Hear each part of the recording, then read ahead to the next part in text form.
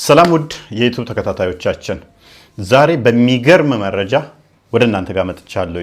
የቲክቶክ ኡስታዞችና መሬት ያሉት ኡስታዞች እርስ በርሱ ምን ያህል የተለያየ አስተምሮ እንዳላቸው በተለይም ክርስቲያኖችን ለማሳመን ሲሉ በማያምኑት ላይ አላህን አባት ብለው ከአብ ጋር አገናኝተው ያስተማሩበትን ይሄንን ደግሞ የተቃወሙበትን አስተምሮታቸውስ ምን ይላል የሚለውን የምንመለከት ይሆናል። ይሄንን ቤት አዲስ የሆናችሁ ሰብስክራይብ በማድረግ እንዲሁም ላይክ በማድረግ ሐሳብ መስጫው ሳጥን ላይ ደግሞ ይሄ ጨመር ይስተካከል ምትሉት ካለ በማስቀመጥ እስከ መጨረሻ እንድትከታተሉኝ በትህትና ጠይቃለሁ። በቀጥታ እስቲ ወደ መረጃው እንለፍ። እናንተ የምትሉን እንቀበል፣ ኢየሱስ የሚለውን እንቀበል። ማን እንቀበል? ማን አባቱን እንቀበል? ጃህን ማንን እንቀበል? እናንተ የምትሉን እንቀበል ወይንስ ኢየሱስ የሚለውን እንቀበል? ማንን እንቀበል እያለ እየጠየቀን ነው። ኢየሱስ የሚለውን ተቀበል። እኛ ምንለው ኢየሱስ ያለውን ስለሆነ ማለት ነው። የዘላለም ሕይወት የሚገኘው እውነተኛ አምላክ ብቻውን የሆነ አንድ አለ፣ እሱም አላህ ነው። የላከውን ኢየሱስ ክርስቶስ ያምኑ ዘንድ የዘላለም ሕይወት ነው ብሎ ተናገረ። ተውሂድ ማለት ነው። ጋይስ በኢየሱስ ዘመን የነበረ ሰው ሁሉ ይሄንን ብሎ ካለ ሙስሊም ያዘዝከኝ። ሰማችሁ? በኢየሱስ ዘመን የነበረ ሁሉ ምን ካለ አብን የሚያመልክ እሱ ኢየሱስ ነው። አብን ማን ብሎ ተረጎመው? አላህ ብሎ ተረጎመው ማለት ነው። እንመጣበታለን እንጂ ለኩኒ ምንም አላልኳቸውም። አላህን ተገዙ፣ ረቢ ጌታዬ፣ ወረበኩም የእናንተንም ጌታ። ይሄ ቀጥተኛው ጎዳና ነው ብዬ ነው የነገርኳቸው። ያላልኳቸውም ይላል። ታዲያ ምንድን ነው ያለው? ወደ አባቴና ወደ አባታችሁ የኔ አባት የእናንተ አባት ነው አለ። ዮሐንስ ወንጌል ምዕራፍ 17 ቁጥር 1 ላይ አባት ሆይ ብሎ እያለ ሲጠራው የነበረው አምላክ እንደሆነ የሰበከ። እንግዲህ እንደሰማችሁ ዮሐንስ ወንጌል ምዕራፍ 17ን በመጥቀስ አላህን ይመለከታል ብሏል። ዮሐንስ 17 ቁጥር 3 ላይ አባት ሆይ ያለው ኢየሱስ እና ያስተማረው አላህ የሚመለከት ነው ብሏል። ይሄ ትልቅ ከእስልምና የሚያስወጣ ክህደት አስተምሮ ነው እንደ እስልምና። እንደ ክርስትና ደግሞ ይሄንን ኢየሱስ አባት ብሎ ያለው እሱን የምታምኑ ከሆነ ሙስሊም ናችሁ እያለ ነው። እኔ አምናለሁኝ። ስለዚህ አብ የሚለው አባት ማለት ነው። እንደዛ ሳልኩኝ ሙስሊም ነኝነ? ክፍሉ እንደዚህ ነው የሚለው ዮሐንስ ወንጌል ምዕራፍ 17 ላይ ከቁጥር 1 ጀምሮ ኢየሱስ ይህንን ተናግሮ ወደ ሰማይ ዓይኖቹን አነሳና እንዲህ አለ። አባት ሆይ ሰዓቱ ደርሷል። ልጅህ ያከብረ ዘንድ በሥጋ ሁሉ ላይ ስልጣን እንደሰጠኸው ለሰጠኸው ሁሉ የዘላለም ሕይወት ይሰጣቸው ዘንድ ልጅህን አክብረው አለ። እውነተኛ አምላክ ብቻ የሆንክ አንተን የላከውንም ኢየሱስ ክርስቶስን ያውቁ ዘንድ ይቺ የዘላለም ሕይወት ናት ይላል። የዘላለም ሕይወት ናት ማ? ይህንን የተናገረው ማለት ክርስቶስ የላከውን ልጅህን። በእስልምና አላህ አባት ይባላል እንዴ? ክርስቶስ አይኖቹ ወደ ሰማይ አንስቶ አባት ሆይ ብሎ ተናገረ። በእስልምና አይንን ወደ ሰማይ አንስቶ ጸሎት ማድረግ ይቻላል እንዴ? እንያ ሱናን ኢብን ማጃ 1045 ላይ it was narrated from Jabir bin Shumar that the prophet said ነብዩ እንደዚህ ብሏል። Let those who lift their gaze to the heaven desist or their sight will not come back. አይኖቻቸው ወደ ሰማይ ከፍ የሚያደርጉ እነሱ ወይንም ደግሞ ወደ ሰማይ የሚያዩ አይኖቻቸው ይጠፋሉ ወይንም እይታቸው ወደ ምድር አትመለስም ብሏል። ይሄንን የተማሩ ወይንም ደግሞ ክርስቶስ ይሄን ያስተማረውን የተቀበሉ ሙስሊሞች ናቸው አለ። ክርስቶስ ደግሞ አይኖቹ ወደ ሰማይ ከፍ አድርጎ አባት ሆይ ብሎ ተናገረ። ሙስሊሞች ይሄንን ታምናላችሁ? አባቱም ከሰማይ ሆኖ ማቴዎስ ወንጌል ምዕራፍ 17 ቁጥር 5 እንደሚናገረው ታላቅ ድምጽ መጥቶ ምን አለ? የምወደው ልጄ ነው እርሱን ስሙት አለ። አላህ አባት ነው ወይ? ስለ ልጅ አባቱ ደግሞ ክርስቶስ እንደዚህ ያለ መልሶ ዮሐንስ ወንጌል ምዕራፍ 10 ቁጥር 30 ላይ እኔና አብ አንድ ነን። ይሄንን በማለቱ እኔና አብ አባቴና እኔ አንድ ነን፣ በመለኮት አንድ ስለሆኑ በባህሪ በፍቃድ አንድ ስለሆኑ እኔና አብ አንድ ነን አለ። አይሁዶች ምን እያለ እንደሆነ ስለገባቸው ሊወግሩት ደግሞ ድንጋይ አነሱ ይላል። ምን እያለን ነው ወንድማችሁ? አብ ማለት አላህ ማለት ነው። አላህ ደግሞ የኢየሱስ አባት ነው ይለናል። ክርስቶስ እንደዚህ ይላል። አሁንም ዮሐንስ ወንጌል ምዕራፍ 5 ቁጥር 17 ላይ ኢየሱስ ደግሞ አባቴ እስከዛሬ ይሰራል እኔ ደግሞ እሰራለሁ ብሎ መለሰላቸው። እንግዲህ ሰንበትን ስለሻረ ብቻ አይደለም ነገር ደግሞ ራሱን ከእግዚአብሔር ጋር አስተካክሎ እግዚአብሔር አባቴ ነው ስላለ ስለዚህ አይሁድ ሊወግሩት አብዝተው ይፈልጉ ነበር ይላል። አይሁዶች ገብቷቸዋል። አባቴ ሲል በባህሪ የምተካከለው የእርሱ የባህሪ ልጅ ነኝ እያለ ስለሆነ ሊወግሩት ድንጋይ አነሱ። ወገናችን ኡስታዙ ደግሞ ኢየሱስ አባቴ ብሏልና ያ አባቱ ደግሞ አላህ ነው ይለናል። በእስልምና እውነት አላህ አባት መሆን ይችላልን? ሚስት ኬት አግኝቶ አትሉኝም? ሱራ 6 ቁጥር 101 ላይ ለእርሱ ሰማያትንና ምድርን ያለ ቢጤ ፈጣሪ ነው፣ ለእርሱ ሚስት የሌለችው ሲሆን እንዴት ለእርሱ ልጅ ይኖረዋል? ኡስታዙ ታዲያ አላህ አባት ነው ሲለን ሚስት ኬት አምጥቶ ነው ልጅ ያገኘው? ድረውት ነው? አግብቶ ነው? ወይንስ በፊት ወልዶ አላህ ክዶ ነበረ? ኡስታዙ እያረመው ነው። እንቀጥል። ሌሎቹ የሚሉትን ሌሎቹ ደግሞ ሲዋሹ አሁንም እንያዘው። ሌላኛው ኡስታዝ አባቴ ችግር አለው? ስሙ አላህን አባቴ ብዬ ብጠራ ችግር አለው ብላ ኡስታዙን ጠየቀችው። በደንብ አስተውሉ። አላህን አባት ብዬ ብጠራ ችግር አለው ወይ ብላን የጠየቀችው። የኡስታዙ ምላሽ እንስማ።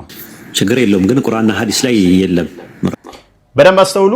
ችግር የለውም ምን አላህን አባት ብሎ መጥራት ችግር የለውም፣ ነገር ግን ቁርአንና ሐዲስ ላይ የለም ማለት። ቁርአንና ሐዲስ ላይ ከሌለ እንዴት ችግር አይኖረውም ታዲያ? እስቲ ማብራሪያውን እንስማው። አሁን ለምሳሌ በወቅቱ ችግር የለውም ስልሽ ቁርአንና ሐዲስ ላይ ረሱላህ ሰለላሁ ከመጡ በኋላ የተከለከሉ ብዙ ነገሮች አሉ።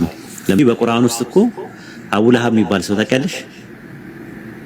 አቡ ለሃብ የሚባል የረሱላህ አቡ ለሃብ ማለት ትርጉሙ አብ የሚለው የአረብኛው ቃል ሊትራሊ ስትመለከቸው አባት ማለት ግን ባለቤት በሚል ይመጣል።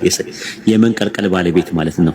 አቡበከር ሲባል ሰምተሽ ታውቂያለሽ? የአይሻ አባት በስማ አቡና በከር ነው። በከር ማለት ወጣት ግመል ማለት ነው። የወጣት ግመል አባት ማለት ነው እንዴ ትርጉሙ። አብ ማለት ባለቤት በሚል ነው የመጣው። አቡ ሁረይራ የሚባልም አለ። ሁረይራ ማለት ድመት ማለት ነው። የድመት አባት ማለት ነው። ድመት ስለነበረው ነው፣ ግን የድመት አባት አይደለም፣ የድመት ባለቤት ማለት ነው ትርጉሙ።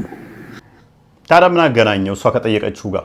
አላህ አባት ተብሎ ይጠራል ወይ ብላ ስትጠይቀው አዎ ይባላል ቁርአን ላይና ሐዲስ ላይ ግን የለም ማለት። ቁርአንና ሐዲስ ላይ የሌለውን አዎ አላህ አባት ነው እንዴት ልትል ትችላለህ? ያመጣው ኤግዛምፕል ምንድነው? አቡ ለሃብ የእሳት ባለቤት ተብሏል፣ የእሳት አባት ተብሏል። አቡ ሁረይራ የድመት አባት ተብሏል። አቡበከር የግመል አባት ተብሏል። አላህም ስለዚህ ከፍጡራን ጋር አመሳስለህ እንደዛ እየሰጠኸው ነው። ቴንኪው። እንደዛ ከሆነ ሱራ 16 ላይ የንብ ምዕራፍ ላይ ቁጥር 74 እንደዚህ ይላል፣ ለአላህ አምሳያዎችን አታድርጉ። ምሳሌ አድርጎ ያመጣው እሱ ሁጅ አድርጎ ያቆመው ምንን ነው? አቡ ሁረይራን፣ አቡ ለሃብን፣ አቡበከርን። ቁርአኑ ደግሞ በፍጹም ለአላህ ምሳሌ አታድርጉ ይላል። ቁርአኑ ነው ትክክል ወይንስ ኡስታዛችሁ ነው ትክክል? አላህ አባት ተብሎ ይጠራል ብሎናል። ቁርአኑ ደግሞ ምን ይለናል? ሱረቱ መርየም ከቁጥር 88 ጀምሮ ለአራማን ልጅን ያዘ ወለደ አሉ። ከባድ መጥፎ ንግግርን በእርግጥ አመጣችሁ። ቁርአኑ ከባድ መጥፎ ንግግርን አመጣችሁ ይላል። ምን አራማን አባት ይባላል ማለት? ከእርሱ ከንግግራችሁ ሰማያት ሊቀደዱ ምድርም ልትሰነጠቅ ጋራዎችም ተንደው ሊወድቁ ይቃረባሉ። ከባድ መጥፎ ነገርን በእርግጥ አመጣችሁ። ከእርሱ ከንግግራችሁ ሰማያት ሊቀደዱ ምድርም ልትሰነጠቅ ጋራዎችም ተንደው ሊወድቁ ይቃረባሉ። ለአራማን ልጅ አለለው ስላሉ ለአራማን ልጅ መያዝ አይገባውም ይላል። ኡስታዙ ደግሞ ምን አለ? አላህ ወይንም አራማን አባት ይባላል፣ ልጅ አለው ማለት ይቻላል እያለን ነው። ቁርአኑ ደግሞ ይሄንን ካላችሁ ሰማይ ልትቀደድ፣ ተራሮች ሊናዱ፣ ምድር ልትሰነጠቅ ይቃረባሉ ለአራማን ልጅ ያዘ ካሉ ይላል። ስለዚህ ቁርአን እየዋሸ ነው ማለት ነው። ቁርአን ሐሰተኛ ነው ማለት ነው። ኡስታዙ ባለው መሰረት አላህ አባት የሚባል ከሆነ ቁርአን ውስጥ ታዲያ አላህን አባት ካላችሁ ከባድ መጥፎ ንግግር ነው ብሎ ለምን ይፎክራል? አላህ ነው ትክክል ወይንስ ኡስታዛችሁ ነው ትክክል? ወይንስ ክርስቲያኖችን ለማጭበርበር ስትሉ ነቢያት ያልሰበኩትን ዘዳግም ምዕራፍ 14 ቁጥር 1 ላይ እግዚአብሔር ለእስራኤሎች አባት ተብሎ ተጠርቷል። ኢሳይያስ 63 16 ጀምሮ አባት ተብሎ ተጠርቷል እግዚአብሔር። ታዲያ ነቢያቶች ያልሰበኩትን አባት ያልተባለውን ጣዖታችሁን አላህ ከነቢያት ከሰበኩት አብ ጋር ለማመሳሰል ስትሉ አባት ይባላል ስትሉ አስተምሮታችሁን እያፈረሳችሁ ስለሆነ እናመሰግናችኋለን። ሌሎች ኡስታዞች በዚህ ጉዳይ ላይ ምን ላይ ሰጡ? እንስማቸው። ግጭታቸውንም በዛው ይዩት። ምክንያቱም ሌሎቹ ደግሞ እንዲህ ብለዋልና ኢሳ የአላህ ልጅ ነው ብሎ ማለት ትልቁ ክህደትና በምድር ላይ የተለያዩ አይነት የአላህን ቅጣቶችን የሚያመጣ ውሸት የሆነ እምነት መሆን ይህ ቁርአን ይናገራልና በዚህ መንገድ ያሉ ሰዎች ንስሐ ገብተው ተውበት አድርገው ወደ አላህ ሊመለሱ ይገባል። ሰማችሁ? ኢሳን ወይንም ደግሞ ኢየሱስን የአላህ ልጅ ነው ብለው የሚሉ ካሉ ከባድ ስህተት ነው። ይህንን የሚናገሩ ካሉ ተውበት አድርገው ሊመለሱ ይገባል። እኔ አይደለሁም ያልኩት፣ የእናንተ ኡስታዝ ነው። ኡስታዛችሁ ደግሞ እዛኛው ጋር ምን ብሏል? ሁለቱ ምን ብለዋል? ኢየሱስ የአብ ልጅ ነው። የአብ ልጅ ነው ማለት አብ ደግሞ አላህ ነው፣ የአላህ ልጅ ነው ብለዋል። ይሄንኛው ኡስታዛችሁ ደግሞ ይሄ ከባድ ውሸት ስህተት ነው፣ ተውበት አድርገው ወደ እስልምና ሊመለሱ ይገባል፣ ከእስልምና ወጥተዋል ይላል። ማንኛው ነው ትክክል? ይሄንኛው ኡስታዛችሁ ነው ትክክል ወይንስ የቀደሞቹ ሁለቱ ትክክል ናቸው? ቁርአናችሁ ነው ትክክል ወይንስ የቀደሙት ሁለቱ ኡስታዞች ናቸው ትክክል? እንቀጥል ሌሎቹ ጋር። ሌሎችስ በዚህ ጉዳይ ላይ ምን አይነት ረድ ሰጡ? እናዳምጣቸው እስቲ። ቁል ኢን ካነ ሊረሕማኒ ወለዱን ፈአና አወሉል አቢዲን። ነቢያችን ሆይ እስቲ ለክርስቲያኖች በላቸው። ጥያቄው ለማን ነው? ለማን ነው? ለክርስቲያኖች በላቸው። ኢን ካነ ሊረሕማኒ ወለዱን፣ እውነት እናንተ እንደምትሉት ለአላህ ልጅ ካለው በላቸው፣ ችግር የለም። ፈአና አወሉል አቢዲን፣ የመጀመሪያ የሱ የአላህ ልጅ አለው የተባለው እውነት ቢሆን ኖሮ አምላኪው እኔ ነኝ በላቸው። ነብዩ መሐመድ ማንን ሊያመልኩ ሰለላሁ ዐለይሂ ወሰለም? ኢሳን ሊያመልኩ ማለት ነው። ነገር ግን አላህ ልጅ የለውም አለው የለውም። ታንክ ዩ። ሳዳት ከማል ደግሞ ሲናገር እንደሰማችሁ ሱራ 43:81 በመጥቀስ ለአራማን ልጅ የለውም እንጂ ቢኖረው እኔ ለልጁ ተገዢዎች መጀመሪያ ነኝ በላቸው የሚለውን ጠቅሷል። ለአራማን ወይንም ለአላህ ልጅ የለውም እንጂ ልጅ ካለው ለልጁ ተገዢ ወይንም ልጁን የማመልክ የመጀመሪያውን የነኝ በል ተብሏል ሙሐመድ።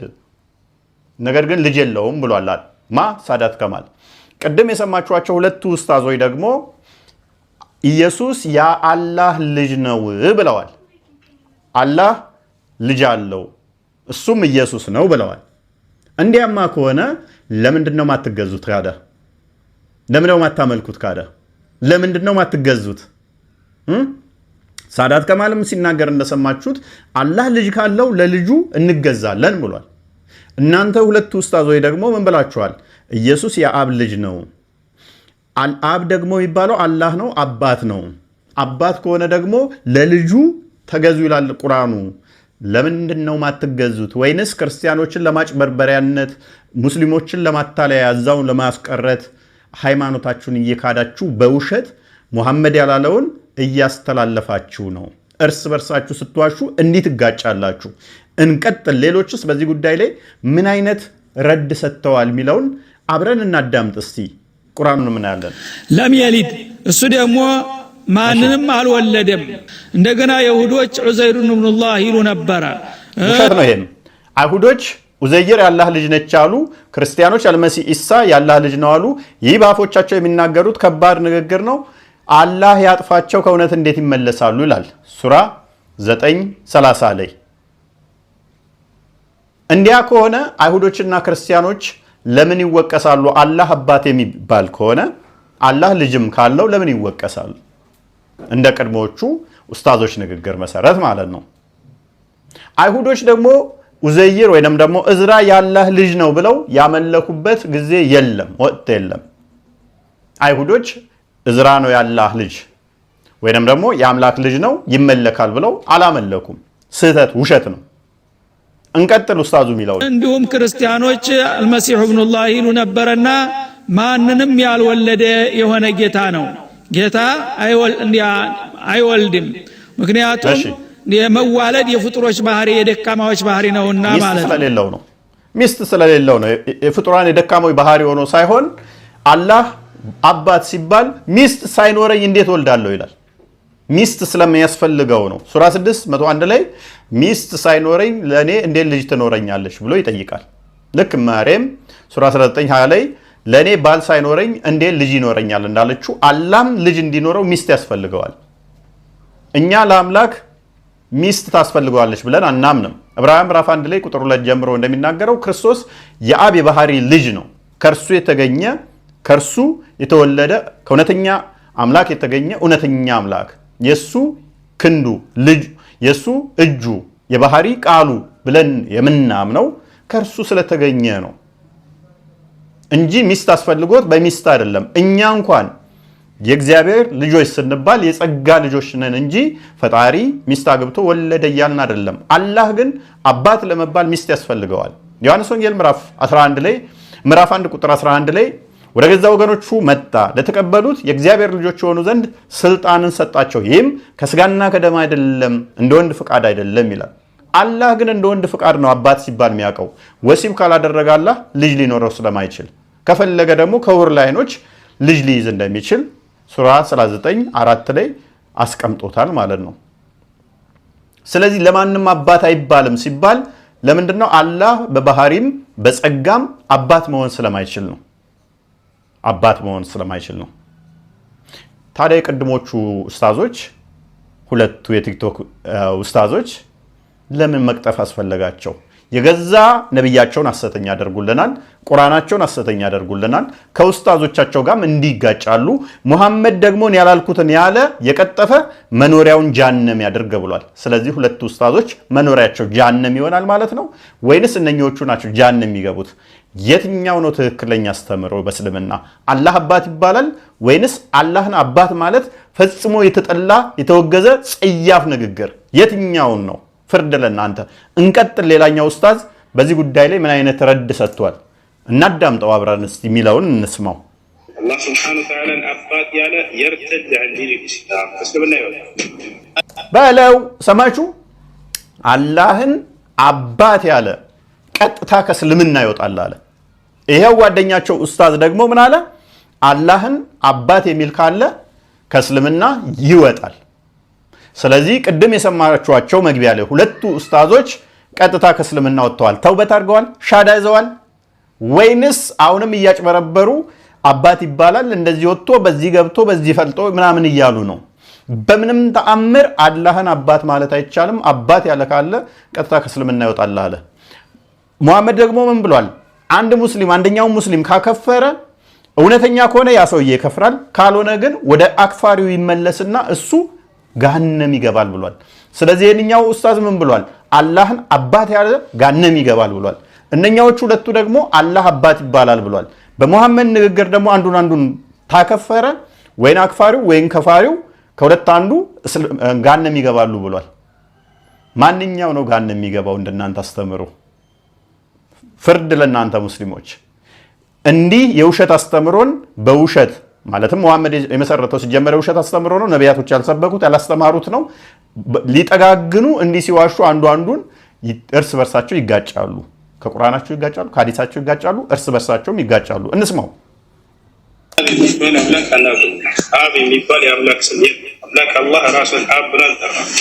አብ አምላክ አላህ ነው ያለ ሰው የሰው ከእስልምና ይወጣል። ሰማችሁ?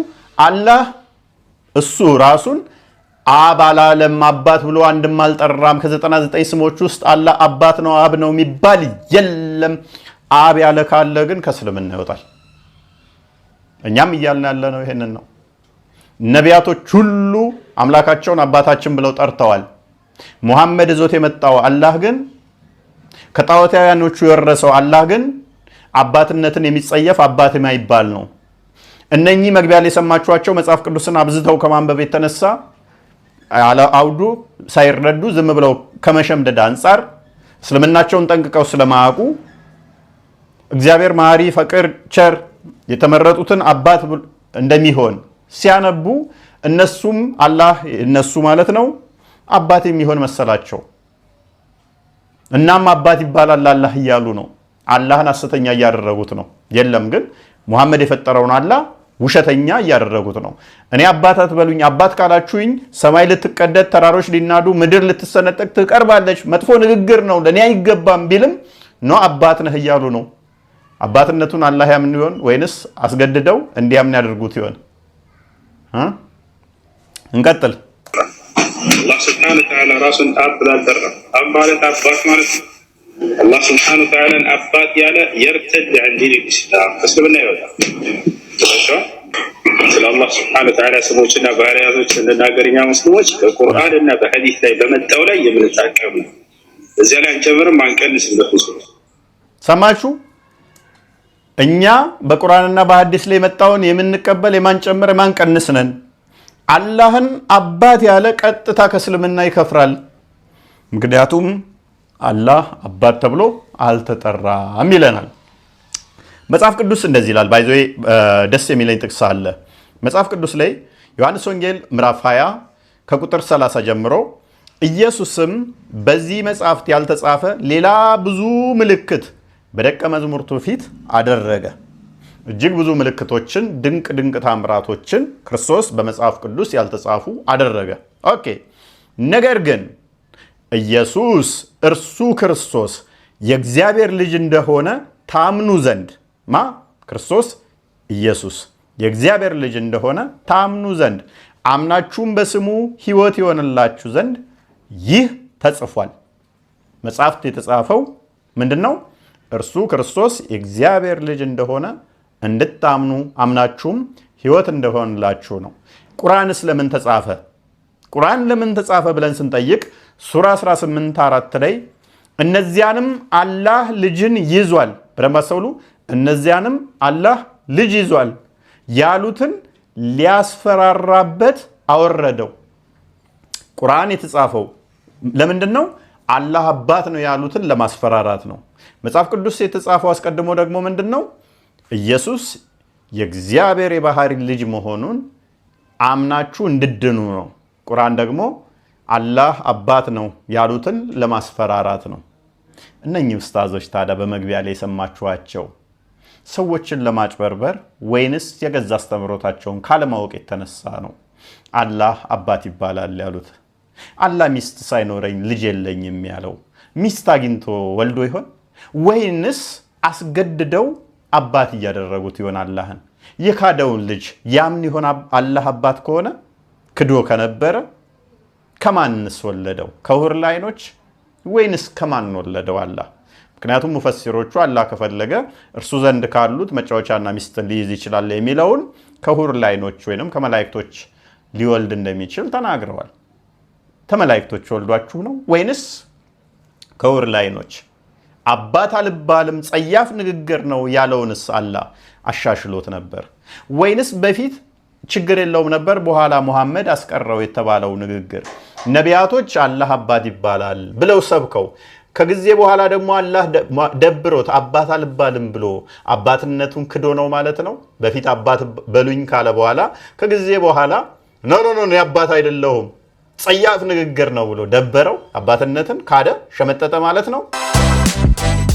ስለዚህ እንግዲህ አላህ በፊት አባት ይባል ነበረ በነቢያቶቹ። አላህ አባት ተባለ በኋላ ከጊዜ በኋላ ሙሐመድ ጊዜ ሲመጣ ደግሞ አባትነት ደበረውና ካደ፣ ሸመጠጠ ማለት ነው። አይ በፊት ችግር የለው ሙሐመድ አስቀረ የምትሉ ካላችሁ በፊት አባት በሉኝ ከጊዜ በኋላ ደግሞ አባትነት ደበረኝ፣ ይሄ ንግግር ለኔ ጸያፍ ነው።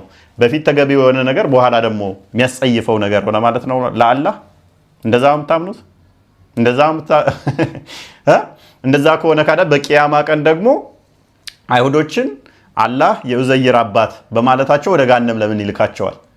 በፊት በእነሱ ጊዜ እንደዛ የሚባል ከሆነ ችግር ከሌለው ኖ እኔ አባት አይደለሁም ለምን ማለት አስፈለገው? ክርስቲያኖችንም እንደዛው እኔ ሚስት ሳይኖረኝ እንዴት አባት ትሉኛላችሁ እያለ በቂያማ ቀን ለምን ወደ ገሃነም ይልካቸዋል? ታዲያ ድሮ አባት የሚባል ከሆነ እና እስልምና ላይ በዋሻችሁ ቁጥር እስልምናን እውነት ለማድረግ በቀጠፋችሁ ቁጥር ይበልጥ እስልምናን ሐሰተኝነቱን እንደዚህ ገልጠን እናሳይበታለን ማለት ነው። ስለዚህ ውድ ወንድሞቼ በተለይም ሙስሊምና እህት ወንድሞቻችን ቆም ብላችሁ እንድታስተውሉ የምንፈልገው ነገር አለ። አላህ የሚባለው አካል በነቢያት ያልተሰበከ በሙሐመድ ብቻ የተሰበከ ጣዖት እንደሆነ ልታውቁ ይገባል። ነቢያቶች ያስተማሩት ፈጣሪ የሁሉ ገዢ የሁሉ አስገኝ የሆነው እሱን በጸጋ አባታችን ብለው ይጠሩታል። ክርስቶስ ደግሞ ለአብ የባህሪ ልጁ መሆኑን ልታምኑ ይገባል። ለዚህ ነው በማቴዎስ ወንጌል ምዕራፍ 16 ከቁጥር 13 ጀምሮ ሰዎች የሰው ልጅ ማን ይሉታል ብሎ ከጠየቃቸው በኋላ አንዳንዶቹ ኤልያስ፣ አንዳንዶቹ ዮሐንስ፣ አንዳንዶቹ ኤርሚያስ፣ አንዳንዶቹ ከነቢያት እንዳንዳንዱ ይሉሃል አሉት። እናንተስ ማን ትሉኛላችሁ ሲል ክርስቶስ ደቀ መዛሙርቱን ጠየቃቸው። ጴጥሮስ ምን አለ? አንተ የሕያው የእግዚአብሔር ልጅ ነህ አለው። ክርስቶስም ምን አለው?